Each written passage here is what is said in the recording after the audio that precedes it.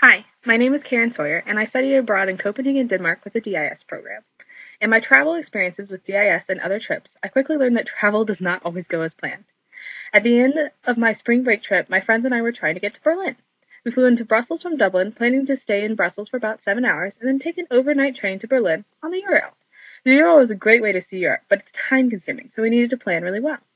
After touring Brussels for the day, we went to the train station and we waited and waited for our train. But it came 5 hours late and it was a totally different train number than what was on our tickets.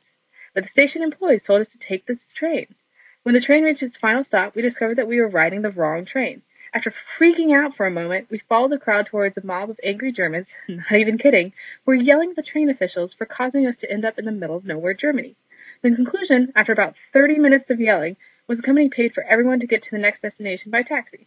But there was a catch. We had to make it to our final train before it left the station, and we were an hour and a half away. We made a quick decision to risk the long car ride, and we all just hoped we'd make it. We arrived at 1:45 a.m., and we were excited to see the train officials ushering us to the train. We ran like crazy people to get on board.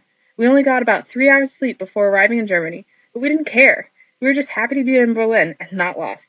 On this epic adventure, I learned when traveling to remember to always be flexible and plan for the really weird and unexplainable. But most of all, to plan ahead the best you can, and when things do go awry or get crazy, your planning will provide you with everything you need to deal with the situation. The best part of this adventure was no matter what happened, I was with people I could laugh with, yell with, and freak out with, and that was comforting. So in traveling, be smart, travel with others, and have a blast.